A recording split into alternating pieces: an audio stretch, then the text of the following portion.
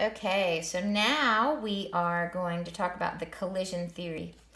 And that is on page 457, and it goes on to 458. But the collision theory is, it states that a chemical reaction occurs when reactants collide with one another in a way that allows them to rearrange their electrons. Because if you think about it,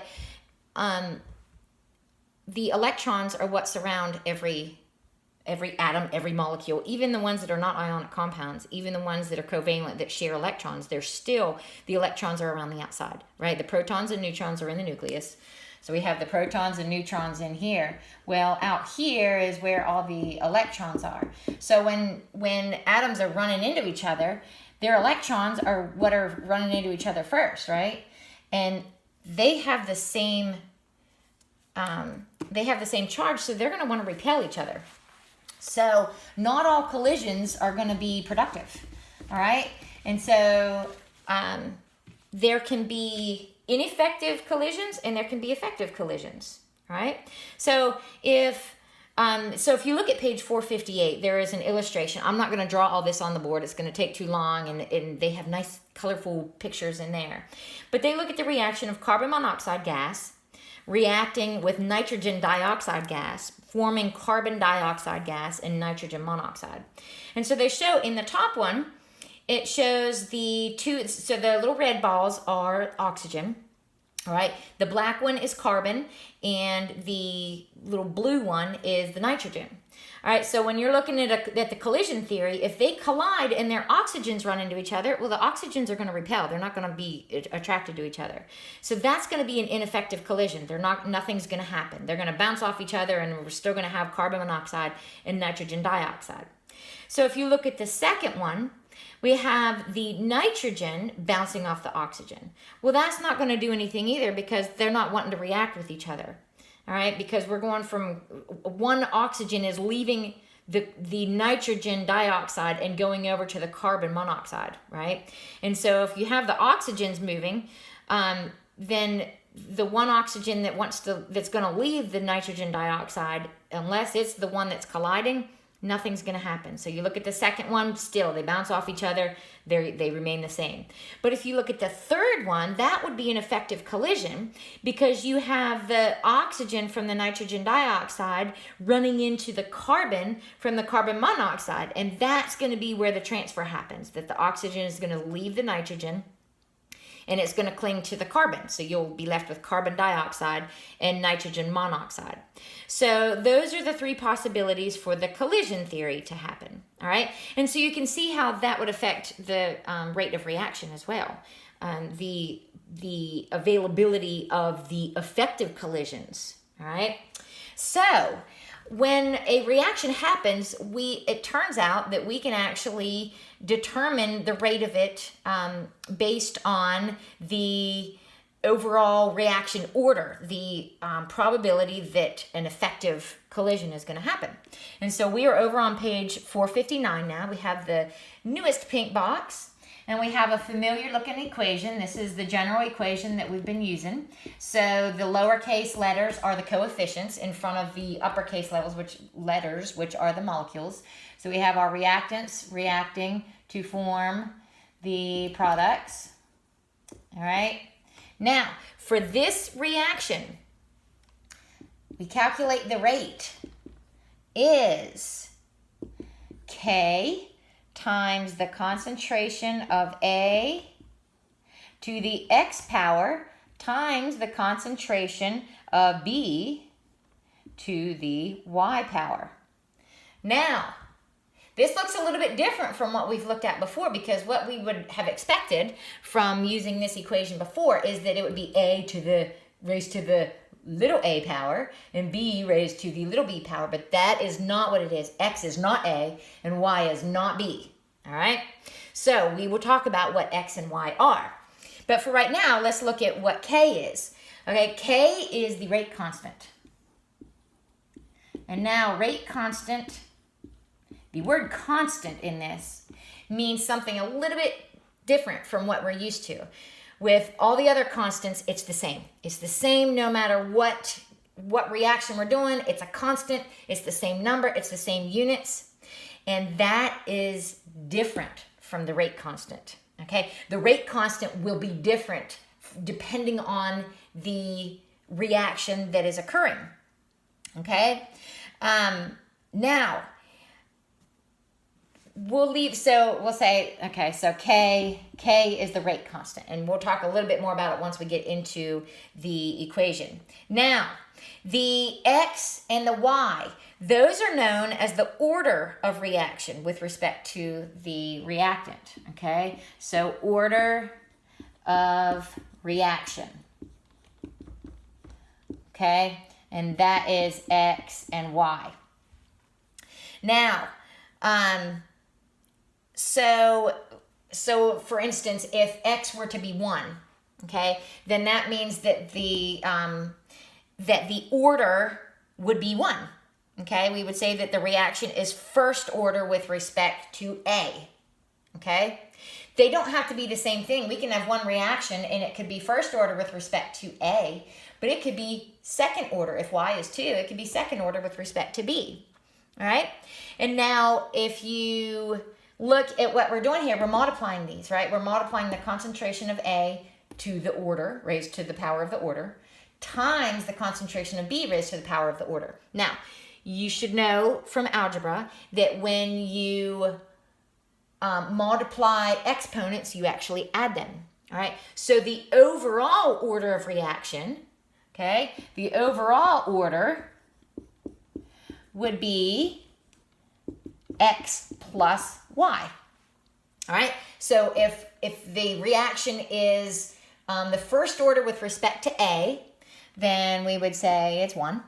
And if it's second order with respect to B, then it would be 2. All right? And so then we would say the overall order of reaction would be 3. Okay? And that is because we are multiplying these concentrations with the exponents. Okay?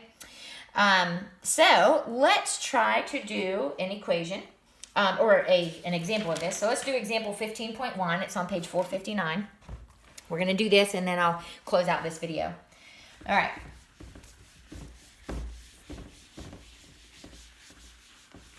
So we have the reaction below. So they've already given us the reaction.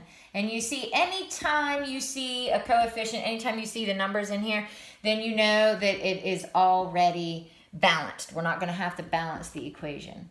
So we have NO gas. I always write too big. 2H2O gas plus N2 gas. All right, that's our reaction. All right, so this reaction, it says, is first order with respect to H2. All right, so let's just put up here for now, X equals 1, right? It said it's first order with respect to H2 and second order with respect to NO. Now, when we're talking about order, with the other rate equation, we could use it for reactants or products. All right. With this one, we are only looking at the reactants. All right. We are only looking at the order with respect to reactants. We will not be doing anything with the products as far as the reaction rate for this, or the rate constant. All right. So we'll say Y equals 2 for this. All right, so you'll see right now where the X is not the same as the number that's in front of the molecule. All right, here it happens to be, but it has nothing to do with it. So we have X equals 1 and Y equals 2. I'm just writing that up there because that's our given information, and this is how I choose to write it. If you want to write, your list of givens somewhere else, that's fine. This is just what I'm choosing to do. All right, now it says when the concentration of H2 is, so we have H2 equals 0.012 molar, and the concentration of NO is 0.045 molar, okay? The rate of reaction, so we say K, so we have the rate of reaction, is 3.41 molar per second, okay, at 25 degrees Celsius. What is the rate constant in overall order for this reaction? All right. Actually, that's not K, that's rate, the rate. All right. So this is the rate. All right. So what are we're asking, what is the rate constant? So we want to know what K is and the overall order. Well, first thing we can do is we can do the overall order. Even though that was the second question asked, we can do the overall order immediately, right? Remember, our overall order is just X plus Y. So our overall order is 3, right? So there's one of our answers. All right, so the other one we're solving for K. So remember our formula. Rate equals K times the concentration of H2. In this one, X is 1, okay, times the concentration of B, okay, and the Y is 2. All right, so what we have to do first is solve for K because we know the rate, we know these concentrations, okay? So what we're going to solve for is K equals the rate over H2, 1, and O to the second power. All right? Now, all we have to do is plug our numbers in now, right? And I have run out of room, so I hope you have all that written down. And I'm going to erase this stuff. All right, I'm going to erase the reaction and our first answer because I'm going to do my calculation up here. All right? Okay, so I'm going to keep my given stuff written down. So now we are just plugging our numbers in, right? So we have the rate, which is 3.41 molar per second, right? And that is divided by, now we have 0.012 molar, right? We have our H, that's raised to the first power, times our NO, which was 0.045 molar. That's raised to the second power. Okay? Now, this is where it's important to pay attention to units because we have an M times an M squared, so we're actually going to have M to the third down here. All right? If we have M to the third down here, all right, and we have an M up here, that one will cross off. And we will be left down here with an M squared, okay? So when we multiply the numbers, we get 140,000, all right? And we get, this second is going to come down to the bottom too. So we're actually left with 1 on top, right? Because this second is in the denominator, so it comes down here with the denominator. So our units are going to be 1 over M squared times S. That's going to be our answer, all right? So we have 2 significant figures, right? And the reason that we do is because we have these two are both 2 significant figures. All right. Now, if you look at our rate constant, I want to bring up this really important point, okay? The rate constant, not only will it be different for every reaction, it will even have possibly the different units, and it depends on the order of the reaction, all right? So, I don't know why they call it the rate constant, because it's never constant. It's constant for a specific reaction, but you have to think of the word constant a little bit differently with this one. Because this one, so if the order of this would have been 1, okay, then we would have had M squared down here and it just would have been M. And that can happen. All right? So again, your units are not going to be constant. This is going to be hard for some of you to try to wrap your heads around, but even though it says rate constant, just remember K is the rate constant, but it is never constant between reactions. So we calculate it for this one. When you do review, or when you do the comp check that we're not going to do together, I'm going to have you do that on your own. When you do that comp check, you're probably going to get different units for the rate constant. All right? So just know that the rate constant is simply a constant for that specific reaction in that specific order. All right? So the most important thing to remember is the equation. All right?